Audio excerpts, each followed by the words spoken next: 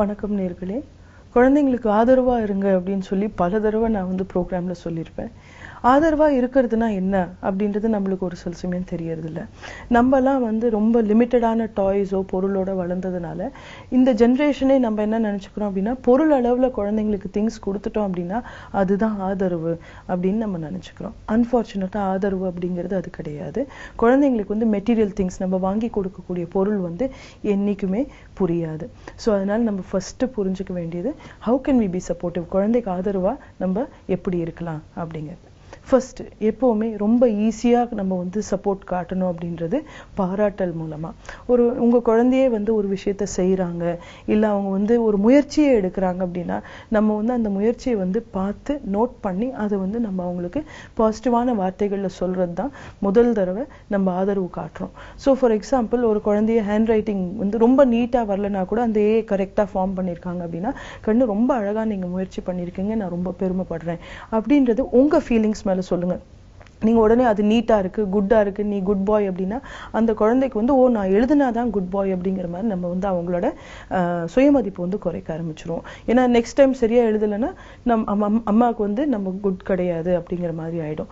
நம்ம இன்ஸ்டெட் என்ன பண்ணணும், கண்ணு நீ ரொம்ப அழகா எழுதியிருக்க, அதுல நான் பெருமைப்படுறேன் அப்படிங்கிறது நம்மளோட இமோஷன்ஸ் மேல நம்ம ஃபோக்கஸ் கொடுக்கும்போது என்னால அம்மா சந்தோஷப்படுறாங்க, அப்பா சந்தோஷப்படுறாங்கன்றது வந்து குழந்தை புரிஞ்சுக்கும். இது வந்து ஃபர்ஸ்ட் ஃபார்ம் ஆஃப் சப்போர்ட்.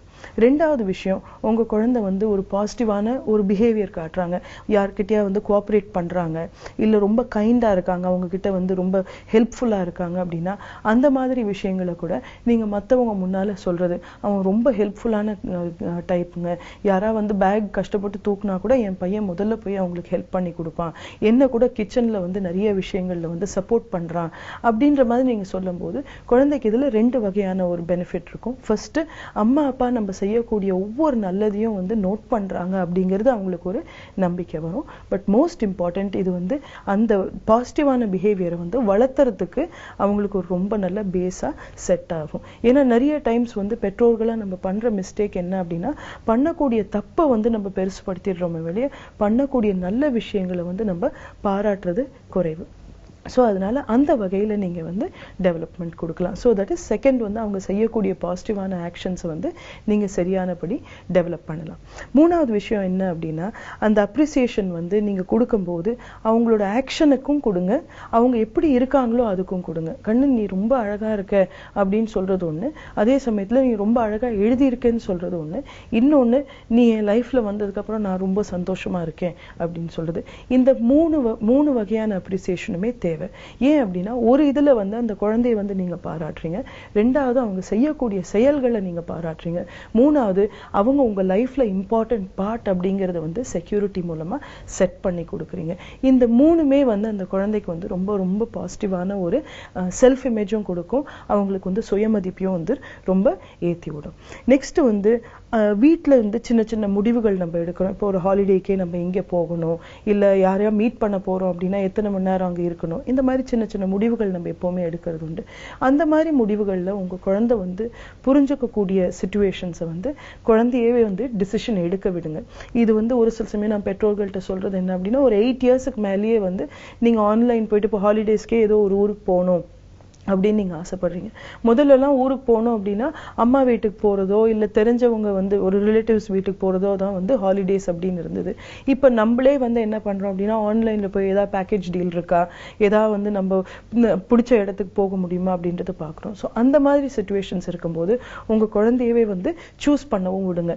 அவங்க கிட்ட பட்ஜெட், இது கண்ணு இந்த பட்ஜெட்குள்ள நம்ம பாக்குறோம், நீ ஆன்லைன் போய் பாக்குறியா, ஏன்னா அவங்களுக்கு வந்து ஆன்லைன்லாம் ஈஸியா புரியுது. நீங்க கூடவே உட்கார்ந்து, ஓ இந்த இடத்துல இதெல்லாம் இருக்கும், இந்த ஏரியா இப்போ இங்க வந்து வாட்டர் ஃபால்ஸ் இருக்கு, இந்த இடத்துல வந்து மியூசியம் இருக்கு அப்படின்னு சொல்லி அந்த அதுல இருக்கக்கூடிய சின்ன சின்ன விஷயங்களை பார்த்துட்டு குழந்தையுமே அதுல வந்து நல்ல ஒரு பார்ட்டிசிபேஷன் இருக்கட்டும். ஃபார் எக்ஸாம்பிள், இப்போ குழந்தைக்கு வந்து அனிமல்ஸ் ரொம்ப பிடிக்கும் அப்படின்னா நீங்க சூஸ் பண்ற இடத்துல ஒரு பேர்ட் சாங்சுரியோ இல்ல ஒரு நேச்சுரல் ரிசர்வோ இருக்கலாம். ஸோ அந்த குழந்தை வந்து ஓ அம்மா அப்பா வந்து நம்மளுக்காக இந்த மாதிரி ஒரு 4-5 சூஸ் பண்ணிருக்காங்க, கடைசியில எனக்கு பிடிச்சிருக்கிறத வந்து அவங்க சூஸ் பண்ண சொல்றாங்க. ஸோ இதுவுமே அவங்களோட கான்ஃபிடன்ஸை வந்து நல்லாவே பூஸ்ட் பண்ணிவிடும். ஏன்னா இந்த டிசிஷன் மேக்கிங் அப்படிங்கிறது நம்மலாம் வளர்ந்த விதத்துல அப்பாவோ தாத்தாவோ டிசைட் பண்ணிடுவாங்க, எல்லாருமே அதை வந்து சைலண்டா ஃபாலோ பண்ணோம். ஸோ ஒரு வகையில வந்து லேட்டர் ஆன் லைஃப்ல வந்து நம்ம ஃபெயில் பண்றதுக்கு பயந்தோம், டிசிஷன் எடுக்கிறதுக்குமே பயந்தோம். மோஸ்ட் இம்பார்ட்டன்ட், உங்க குழந்தை வந்து எல்லா டைம்லயும் பெர்ஃபெக்ஷன் வந்து ரீச் பண்ணாது. நிறைய டைம்ஸ் சின்ன சின்ன மிஸ்டேக்ஸுமே கூட பண்ணுவாங்க. நம்ம வந்து உண்மையில ஆதரவா இருக்கோம் அப்படின்னா அந்த டைம்ல தான் நம்ம காட்ட முடியும். உங்க குழந்தை வந்து ஒரு டெஸ்ட்ல ஃபெயில் ஆயிடுறாங்க, இல்ல ஏதாவது ஒரு முயற்சி எடுத்து அதுல வந்து வெற்றிகரமா வர முடியல அப்படின்னா அந்த டைம்ல இன்னுமே அவங்கள மட்டம் தட்டுறதுக்கு பதிலா அந்த டைம்ல அவங்கள வந்து நல்லா என்கரேஜ் பண்ணி விடுங்க. நம்ம என்கரேஜ் பண்ண என்கரேஜ்னா மிஸ்டேக் என்கரேஜ் பண்ண சொல்லல, அதுல இருந்து வெளியே வரதுக்கு ஆதரவா இருக்க சொல்றேன். ஸோ அதுல இருந்து நம்ம இதுல இருந்து எப்படி வெளியே வரலாம், சொல்யூஷன் நம்ம எப்படி தேடலாம் அப்படிங்கிற மாதிரி குழந்தையோட டிஸ்கஸ் பண்ணி நீங்க எப்பவுமே கூட இருப்பீங்க அப்படிங்கிற ஒரு சிச்சுவேஷன் வந்து அவங்களுக்கு கிரியேட் பண்ணி கொடுங்க. இந்த மாதிரி செய்யும் போது நம்ம பொருள் 1000 விஷயம் வாங்கி கொடுத்தாலும் ஒரு நெகட்டிவ் டைம்ல அம்மா அப்பா கூட இருக்காங்க, எப்பவுமே என்னோட பெர்ஃபார்மன்ஸ் தான் அவங்களுக்கு தேவையில்லை, நான் எப்படி இருக்கேனோ அம்மா அப்பாவுக்கு என்ன பிடிச்சிருக்கு அப்படிங்கிறது, அவங்க செய்யக்கூடிய செயல்கள் அவங்க எப்படி இருக்காங்களோ அதுக்கு வந்து ஒரு சப்போர்ட் கிடைக்குது அப்படிங்கிறது தான் வந்து உண்மையா வந்து ஆதரவா இருக்கிறது. மோஸ்ட் இம்பார்ட்டன்ட், மத்தவங்க உங்க குழந்தைய வந்து டீஸ் பண்ணிட்டாலோ இல்ல சரியானபடி ட்ரீட் பண்ணலனாலோ உங்க குழந்தைய நம்பி ஸ்ட்ராங்கா உங்க குழந்தைக்கு நிக்கிறது தான் இருக்கிறதுலயே பெஸ்ட் ஃபார்ம் ஆஃப் சப்போர்ட்.